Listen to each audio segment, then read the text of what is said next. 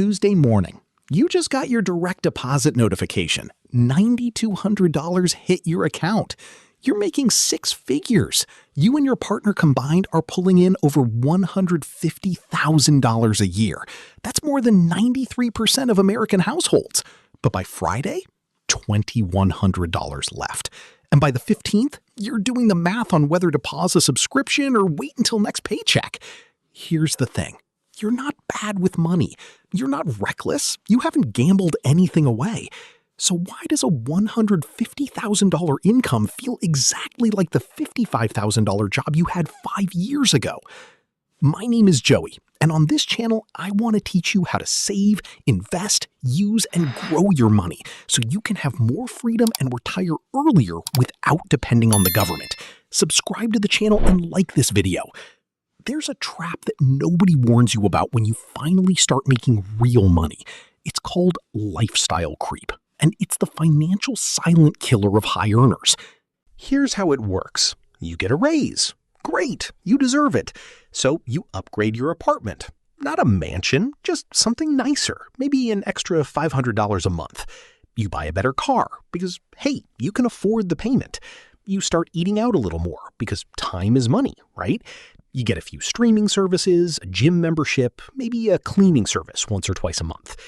Each decision individually makes total sense. But let's look at what just happened to your budget. The average American earning $150,000 a year in a mid to high cost city takes home roughly $8,700 a month after federal and state taxes. That's reality. You're not keeping $150K. You're keeping around $104K. Now let's see where it goes. Housing, $2,800 a month, that reasonable 32% of take home. Car payment plus insurance, $850. Groceries and dining, $900. Subscriptions and memberships, $340. Childcare or student loans, $1,200. Utilities, phone, internet, $400. Clothing and personal care, $300. Miscellaneous life stuff, $500. That's $7,290 a month gone, leaving you with $1,410, less than 17% of your take-home to invest, save, or use for actual freedom. And the brutal part? Every single one of those numbers is completely normal for someone at your income level. Nothing is extravagant, nothing is irresponsible, but together, they've built you a prison that looks like an upgrade. Let's run the math that most people don't want to see. Imagine two people, both start at 30 years old. Person A earns $80,000 a year, takes home about $5,600 a month, lives modestly, keeps housing at $1,500, drives a used car, cooks most meals, manages to invest $1,200 a month, about 21% of take home. Person B earns $150,000 a year, takes home $8,700 a month, upgraded everything reasonably with each raise, invests $1,400 a month, a higher dollar amount, but only 16% of take home. Fast forward 20 years at an average 8% annual return in index funds. Person A, $1,200 a month for 20 years equals $706,000. Person B, $1,400 a month for 20 years equals $824,000. Person B wins, right?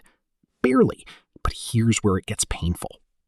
Now look at the crossover point, the moment your investments generate more than your living expenses. Person A's lean lifestyle costs $4,400 a month. With $706K invested at the 4% rule, they generate about $28,000 a year, $2,333 a month. They're close to the finish line. Person B's lifestyle costs $7,290 a month, $87,500 a year. With $824K invested at 4%, they generate $33,000 a year. That's less than 38% of what they need to sustain their life without work. Now, you might be thinking, okay, I'll just cut back. Simple fix. But here's what nobody tells you about lifestyle creep. It doesn't feel like a trap when you're in it. It feels like a reward. Every upgrade you made came after a promotion, a hard year, a real sacrifice. Your brain tagged those purchases as earned, and your social environment reinforced it.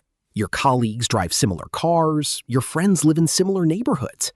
Cutting back doesn't just feel uncomfortable, it feels like going backwards, like failing. Psychologists call this the hedonic treadmill. No matter what you achieve or acquire, you return to a baseline level of satisfaction and immediately start wanting the next upgrade. The $55,000 apartment feels cramped now. The old car feels embarrassing. The vacation that used to feel luxurious is now standard. And here's the sneakiest part. Your aspirational peer group keeps moving up. 5 years ago, you compared yourself to friends earning $70,000. Today, you compare yourself to people earning $250,000. The gap never closes, it shifts. This is why willpower alone doesn't work. You can't out-discipline a broken system. You need to change the system. So, what do you actually do if you're earning well and still feel trapped? 3 things. First, pay yourself like a bill, not like a reward. Set up an automatic transfer the day after payday. Not what's left over, a fixed amount, minimum 20% of take-home, directly into a brokerage or Roth IRA. Make it non-negotiable, like rent. If your lifestyle can't survive on 80% of your take-home, your lifestyle is the problem, not your income. Second, apply the 50% raise rule. Every time you get a raise, save half the increase and spend the other half.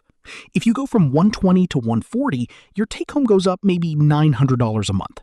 Put $450 into investments automatically and give yourself $450 to actually enjoy the raise. This stops lifestyle creep without making you feel deprived. Third, know your freedom number before you upgrade anything. Before any major financial decision, new apartment, new car, having a child, calculate what that costs your future self. A $700 monthly car payment invested instead at 8% over 20 years equals $416,000. That's not a car. That's 5 years of early retirement you're trading away. Run the math first, then decide. Look, nobody's saying you shouldn't enjoy the money you earn. The point isn't deprivation. The point is building a life where your money outlasts your working years. Where one bad quarter at your company doesn't destroy everything. Where you have options. The difference between someone earning $150K who feels broke and someone earning $80K who's on track to retire at 55, it's not talent. It's not luck. It's not even income. It's the gap between what they earn and what they keep. And the intentionality behind every single upgrade they chose to make. If this video made you do the mental math on your own situation, that's exactly the point. The first step is seeing the trap clearly, and now you do. Subscribe to this channel if you want more math-based, no-fluff content about building real wealth on a real income. And watch this video next. It goes deeper into the exact investment plan that works for 6-figure earners who are starting later than they wanted. I'll see you there.